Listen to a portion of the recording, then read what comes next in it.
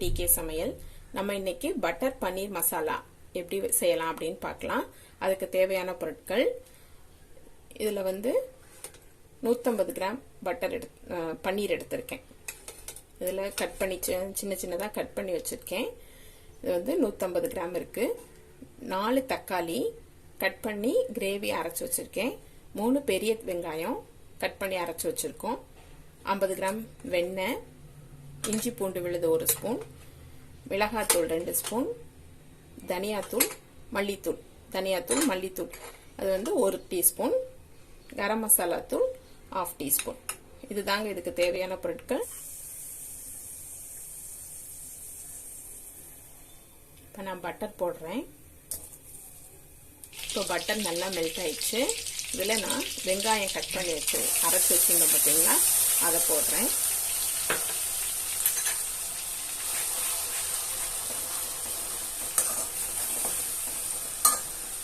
இதோடைய 1 டீஸ்பூன் இஞ்சி பூண்டு விழுது போட்டிருக்கேன்.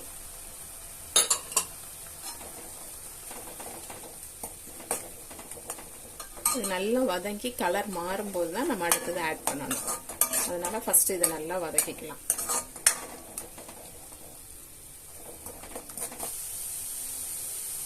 இப்போ கொஞ்சம் கலர் மாறிடுச்சு. நம்ம இப்போ தக்காளி ஆட் பண்ணலாம்.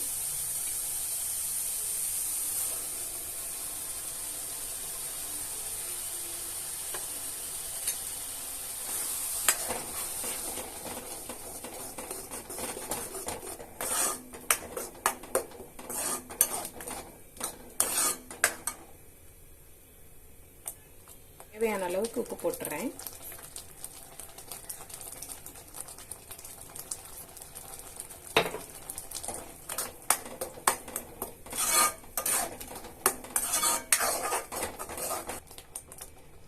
இப்போ இதில் நம்ம மிளகாத்தூள் ஆட் பண்ணுறோம். 2 டீஸ்பூன், மல்லித்தூள் அதாவது தனியாத்தூள் 1 டீஸ்பூன் ஆட் பண்ணி ஃபர்ஸ்ட் இதை நல்லா வதக்கிக்கலாம்.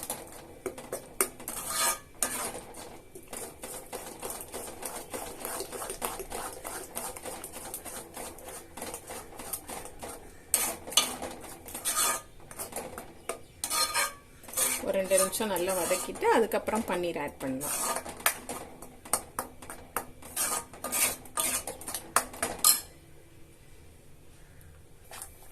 இதில் இந்த கிரேவி வேகிறக்கூடிய நேரம் தான் ஆகும்.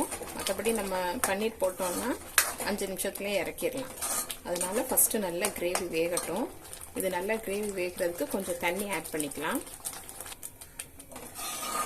மசாலாலாம் நல்லா வேகணும், அதனால நான் கொஞ்சம் தண்ணி ஆட் பண்ணியிருக்கேன்.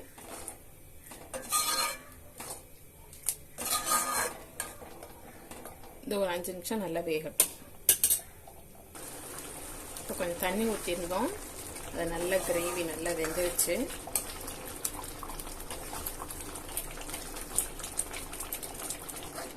ஒரு தட்டு போட்டு மூடி வச்சீங்கன்னா சீக்கிரம் வெந்துடும்.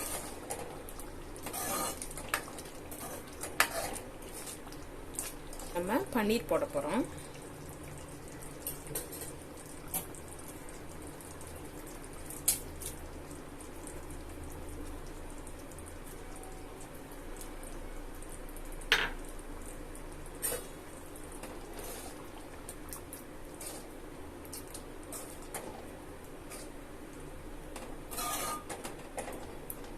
கொஞ்சம் தண்ணியா இருக்கிற மாதிரி இருக்கு பாத்தீங்களா. அது பன்னீர்லாம் வேகும் போது கரெக்டா கிரேவி மாதிரி வந்துடும். இதுல 1/2 டீஸ்பூன் கரம் மசாலா தூள்,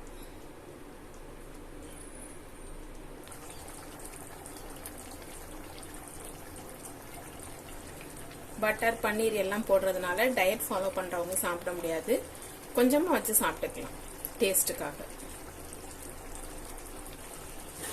இப்போ மேல அந்த எண்ணெயா வருது பாருங்க, நம்ம மசாலாலாம் வெளியில ரெட் கலர்ல வருது பாருங்க. அது இன்னும் நல்லா வந்துருச்சுன்னா வெந்துருச்சுன்னு அர்த்தம். இப்போ நம்ம ஒரு தட்டு போட்டு சிம்மில் வச்சு ஒரு தட்டு போட்டு மூடுவோம். ஒரு 5 மினிட்ஸ் வெந்துருச்சுன்னா ஆஃப் பண்ணிடலாம். ஓகே, இப்போ திறந்து பார்க்கலாம்.